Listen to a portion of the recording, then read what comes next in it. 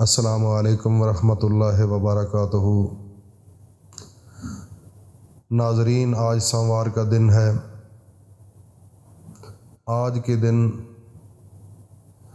آپ نے نماز مغرب کے بعد 2 نفل اور اللہ کے ایک نام کا ذکر کرنا ہے، اور 2 نفل اگر آپ نے صدقے دل کے ساتھ نماز مغرب کے بعد ادا کر لیے اور اس کے بعد اللہ کے نام کا ذکر کر لیا تو اللہ تعالیٰ کی ذات آپ کے نصیب اور مقدر کو بدل دیں گے۔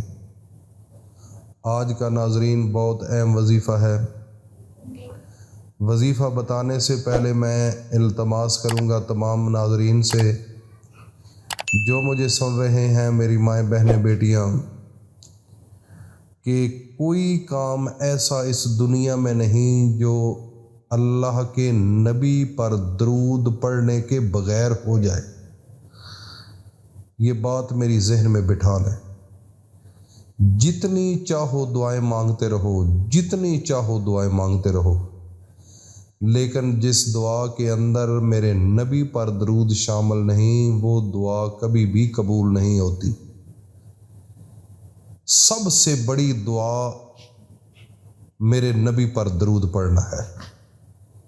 اللہ نے قرآن کے اندر فرمایا کہ ان اللہ و ملائکتہ یصلون علی النبی یا ایھا الذین آمنوا صلوا علیہ وسلموا تسلیما، کہ میں خود بھی درود پڑھتا ہوں اور میرے ملائکہ جتنے روح زمین پر یا آسمانوں پر موجود ہیں یہ سب میرے نبی پر درود پڑھتے ہیں۔ اور اے ایمان والو، جنہوں نے اللہ کو مان لیا، لا الہ الا اللہ پڑھ لیا، محمد الرسول اللہ پڑھ لیا، ان کے اوپر یہ فرض ہو چکا ہے، میرے اللہ کا حکم ہے کہ وہ بھی میرے نبی پر درود پڑھیں۔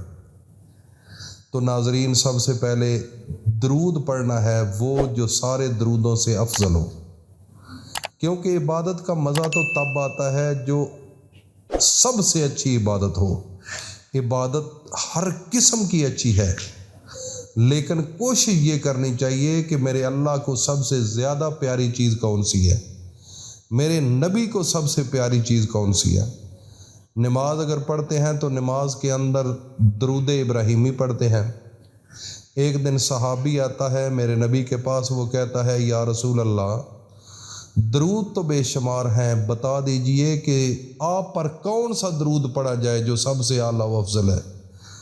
تو میرے نبی نے فرمایا کہ قولوا اللہم صلی علی محمد وعلی آل محمد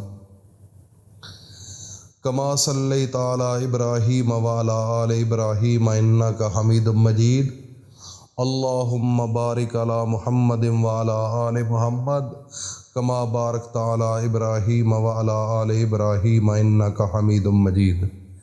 ناظرین، یہ میرے نبی نے خود بتایا، اس لیے باقی بھی درود پڑھیں، ممانعت نہیں، لیکن اہمیت، فضیلت، طاقت کے لحاظ سے اور اس کی پاور اگر دیکھی جائے تو سب درودوں کا جو سردار درود ہے وہ درود ابراہیمی ہے۔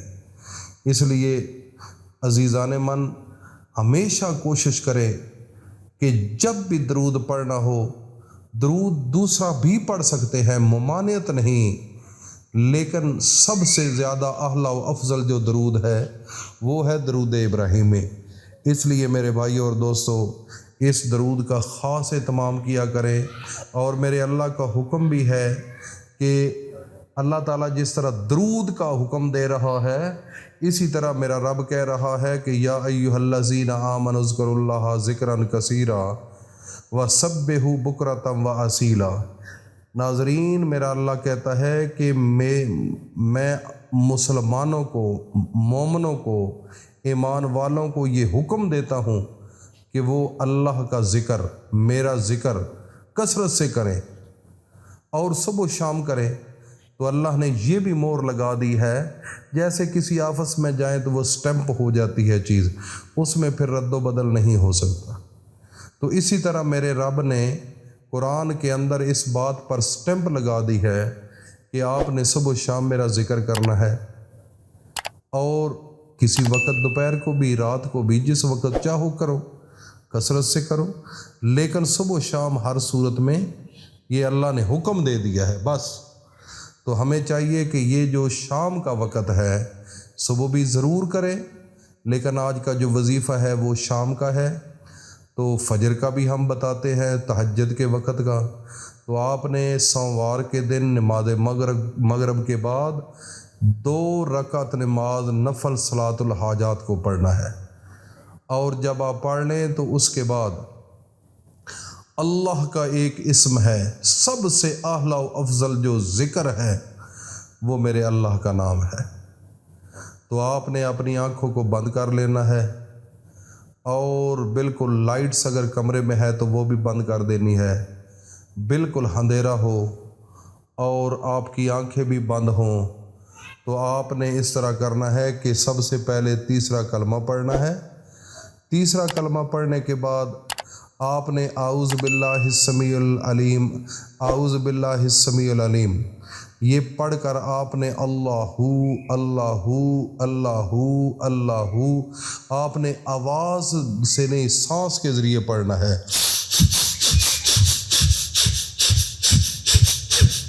اس طریقے سے زبان سے نہیں بولنا، لیکن تصور آپ کے ذہن میں یہ ہو اللہ اللہ اللہ جب لفظ نکالیں دل کے ساتھ، دل جہاں دل ہے نا وہاں سے ایسے کھینچنا ہے، وہاں سے 7 آسمانوں سے اوپر عرش برین ہے، ذہن میں تصور کریں کہ میں ادھر جا رہا ہوں کھینچ کر، اور وہاں سے اللہ وہاں سے ضرب لگانی ہے اپنے دل پر۔ تو یہ تھوڑا سا عمل کرنا ہے، صرف ٹوٹلی 5 منٹ کریں عمل، اور اس طریقے سے آپ کریں گے تو آپ کو پھر جب آپ یہ کر لیں 5 منٹ کے بعد سانس کے ذریعے، تو بالکل خاموشی سے آپ نے بیٹھ جانا ہے اور اللہ تعالیٰ کی طرف اس پوری کائنات پر غور کرنا ہے، کیونکہ میرے نبی فرماتے ہیں کہ جو انسان اللہ کی کائنات پر غور کرتا ہے اس کو 70 سال کی عبادت سے زیادہ ثواب ملتا ہے۔ وہ افضل ہے، عام عبادات سے سب سے افضل ہے جو اللہ کی کائنات پر غور کرتا ہے کہ میرے اللہ نے یہ کیسا دنیا کا نظام بنایا ہے۔ رات آتی ہے، پھر صبح ہوتی ہے، پھر رات آتی ہے، سورج ڈھلتا ہے، سورج نکلتا ہے، یہ کون ہے؟ بچے کیسے پیدا ہو رہے ہیں؟ یہ دنیا کا نظام کیسے چل رہا ہے؟ یہ دنیا ایسے دنیا پر غور کرو، اللہ کی کائنات پر غور کرو۔